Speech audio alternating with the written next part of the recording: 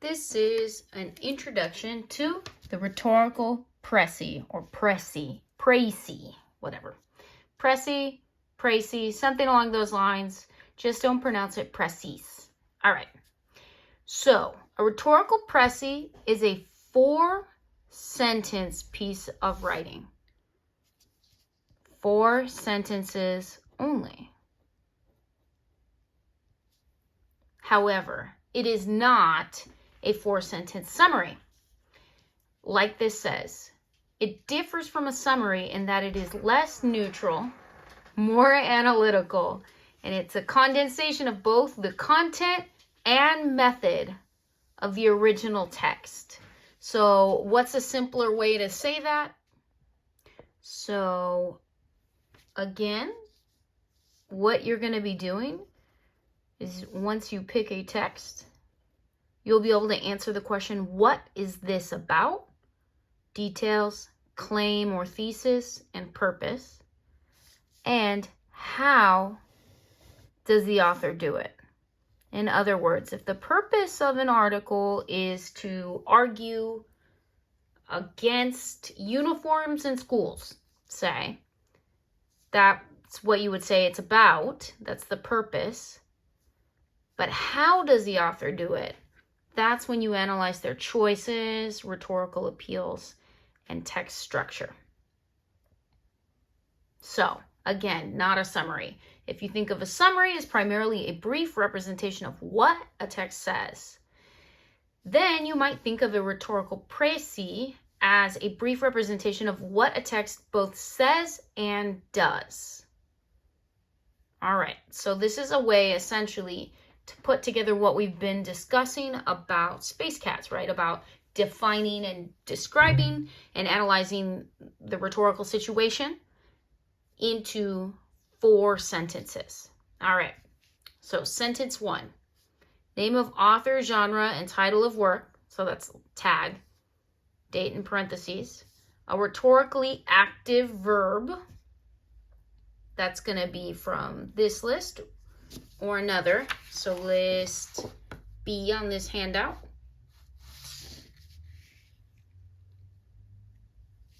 And then what next?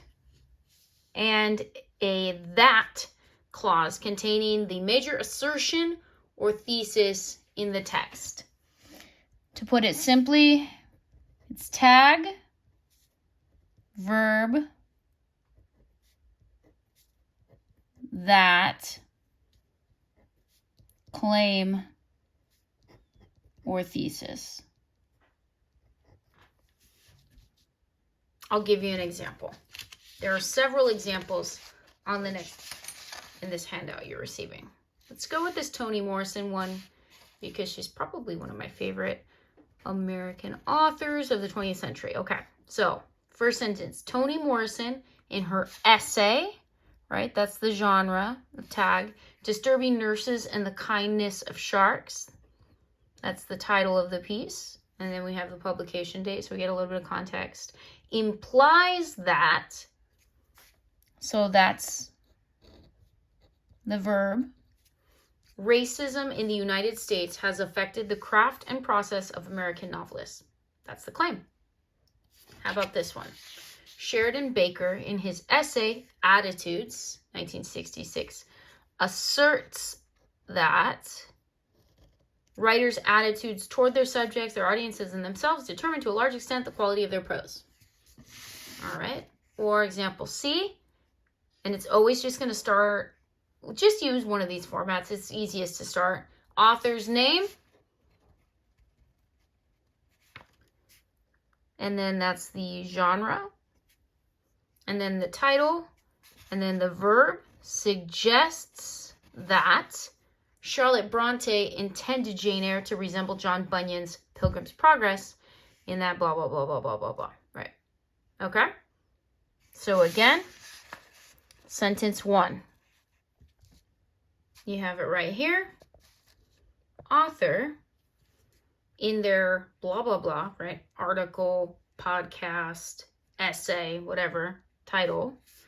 Verbs that, and then you say what the point is. And again, where can you get these verbs? You could say argues, asserts, suggests, claims, questions, explains, implies, posits. That's probably pretty good. All right. Sentence 2, an explanation of how the author develops and supports the thesis. How? All right, so I'm going to show you this. That's what you would fill in. So and so supports their, and then that's why you have these verbs and then the nouns. So if I said argues, then you would just use argument.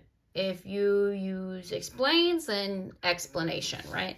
Implies, implication, posits, position, right? So then you would say, oh, so-and-so supports their argument by something, something, something. All right, let's look at an example.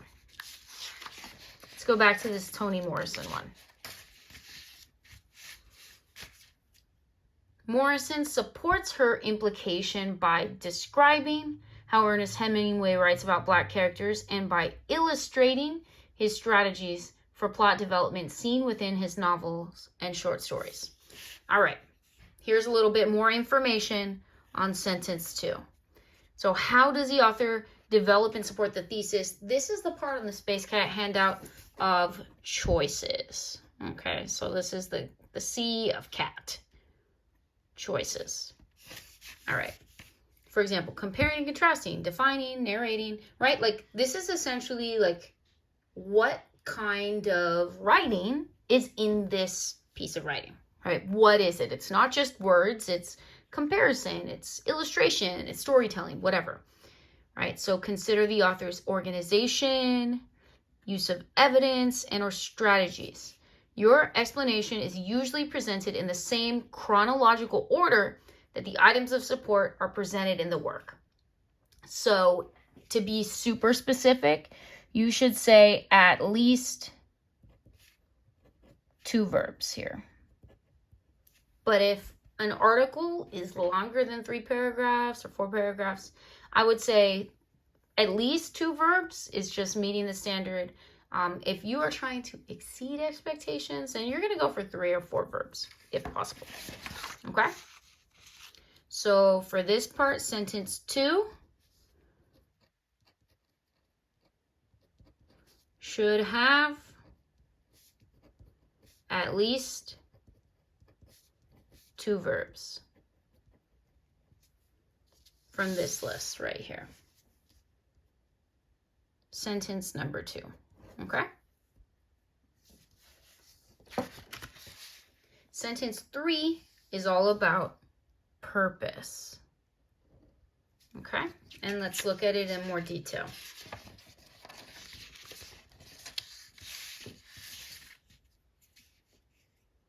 A statement of the author's apparent purpose, right? Like persuade, inform, entertain, followed by an in order to phrase in which you explain what the author wants the audience to do or feel as a result of reading this work. Purpose. And then again, we're going to kind of get into the part in sentence 1 with like a big assertion. All right. So her purpose is to make her readers aware of the cruel reality of racism underlying some of the greatest works in American literature in order to help them examine the far-reaching effects racism has not only on those discriminated against, but also on those who discriminate. Let's look at another example. Let's go back to this one, Sheridan Baker. Okay, Baker supports this assertion, blah, blah, blah. That's sentence 2. Let's look at sentence 3. His purpose is to make his readers aware, right? So to inform readers of the dangers of negative attitudes in order to help them become better writers. So really what this is getting at is kind of like exigence to a certain extent.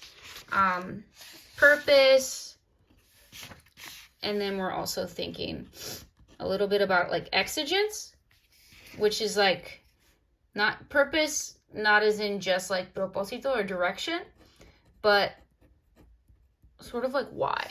Why did this author bother writing this? Okay.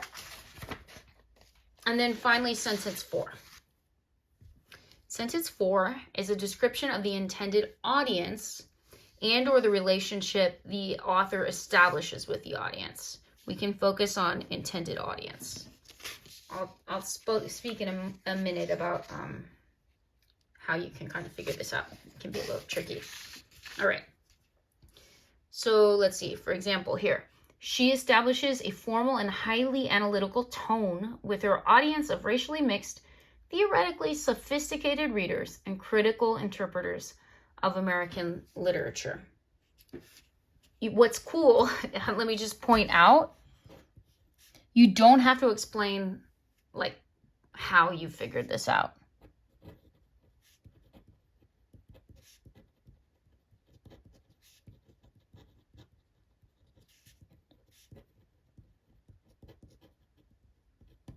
So that's what's interesting that I just want to point out, not just about sentence 4, but truly about this whole Précis, is that it's going to break your brain a little bit with the way that you have to really analyze a piece using only 4 sentences. However, you don't have to explain. You do not have to support with evidence. Okay? So no evidence and no further commentary. That's the good news. You just got to get to the point. This is 4 to the point sentences. And again, what is sentence 4 about? Is the intended audience. And you can also address tone. Okay? And here's a little sidebar about audience and how you might figure out audience and define it. What is the vocab? What is the vocabulary level? Right? Like how old, how many grades of school would a reader need to have achieved in order to just understand the words that are on the page? Now, next part is about content. Who would be interested in this? Who is the target audience based on the topic? And then a third question, what prior knowledge might be required? So, for example, if you're interested in politics and you come across some, article arguing something or another about the Supreme Court, you have to know what the Supreme Court is to even really be able to appreciate that article, right? And so what age do people learn about that? I don't know. Middle school? Not sure. So that's something to consider. What prior knowledge, like what the author is assuming their reader already knows. What level of vocab is there? Like how old do you need to be? How much education do you need to just read the words on the page? And then in terms of content, what's the interest level there? Okay, so this is all to help you with sentence 4. So again, just to recap, sentence 1 is your tag, a academic verb, and then state the major thesis statement or claim. Very straightforward. Sentence 2 is how, as in contrast, define, narrate, illustrate, etc.